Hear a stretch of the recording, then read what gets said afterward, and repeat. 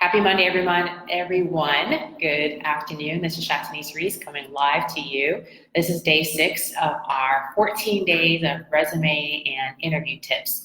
So I'm excited to talk to you today about cover letters. And so the question of the day is, do you need a cover letter with your resume or not? And so before we dive in, let me introduce myself a little further. Shatanice Reese, founder of Super Extraordinary Mom, LLC, which is an HR consulting firm. We specialize in leadership development workshops and also offer workshops for resume writing and interview tips.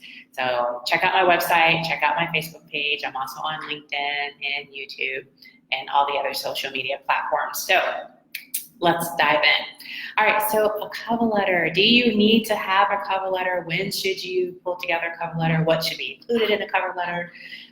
Nowadays, cover letters are not necessarily required, that's the word, but they're certainly helpful, and they offer as a little bit more information, detailed summary about who you are, and it should couple the resume. It shouldn't necessarily say exactly what the resume says. It's a high-level view, an introduction of who you are. Pay close attention to the job postings, because that will indicate if a cover letter is required with your resume. And so if not, I would say you don't necessarily need to submit one. But if you do, I'm going to listen carefully. This is the tip that you've been waiting for. Use the letter T as the cover letter. And basically what that entails is a brief introduction of yourself at the top, and then you break down your experience in the form of a letter T. And so on one side, you will have what the employer is seeking, and then on the other side, you'll have what you bring to the job. So for example, if the employer is seeking 4 years experience, you would indicate you have 5. If the employer is seeking experience with Excel, you would indicate that you have experience with Excel and the entire Microsoft Office suite. If the employer is stating they need 2 to 3 years of leadership development training, you, in your background, would indicate that you have 5 to 6 years of leadership development. So certainly pull out the skills that you have. I do not encourage you to list skills that you do not have, because then it'll be a blank space. And so you want to use the T letter cover letter as an opportunity to really list your skills side by side with what the employer is seeking. And so that's the type of cover letter that I recommend that you use. It's, again, called the T cover letter. And so if you want someone to actually look at your resume and couple with your cover letter, I would encourage you to find someone who is in the recruiting field or someone who's an HR professional who looks at them on a regular basis to give you some really candid feedback. So you can certainly work with me and send me a private message, and we can talk through if this is a good combination. But if not with me, then absolutely find someone who does resume review or writing on a regular basis. So again, today is day 6. If you've missed the previous 5 days, I would encourage you to find those videos. They're on YouTube or they're on my Facebook page.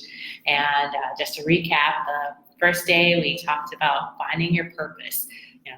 You spend so much time at work that it's important for you to operate and be in your purpose or be working in your passion, because who wants to be in a dead-end job? No one. Number 2, we talked about the content that should be at the top of the resume. So check out day 2 if you want to hear more details about that. And then day 3 was when we discussed the objective to have or not to have. And so certainly check out the video for day 4. Day 5, which was yesterday, we talked about the difference between day 5 was the awards and certifications. Day 4 was the chronological and functional risk management. I'm getting my days all mixed up. So we're only going to be doing this for 14 days, thank goodness. And again, today is day 6. So tomorrow we'll be at our halfway point, and we are talking about the importance of networking tomorrow. So we will offer some tips on networking and what's the best way to approach networking and how often you should network. So please feel free to share this video. Also include any comments if you'd like other topics that you'd like me to cover in future videos, and I will absolutely try to incorporate those into those videos. So what's the final word? Cover letter, usually if it's requested. And if you do submit a cover letter, make certain it is the T format, the T cover letter, because it's really easy for the reader to be able to see what they're wanting and compare it to what you have.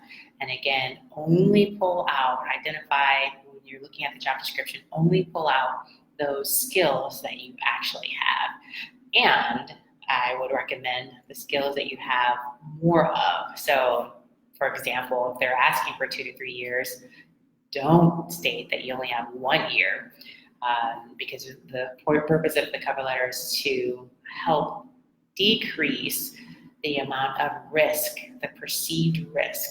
That's essentially what you're trying to do. You're trying to let the hiring manager know, let the company know that you are not a risk or you're minimal risk. So if they brought you on, would you be able to hit the ground running, or would there be a huge learning curve? So that's what they're trying to assess when they're looking at your background and reviewing your cover letters. And so that is it for today. Again, my goal is to keep the videos really brief, and so I hope this is helpful. So talk to you soon. See you tomorrow. Bye.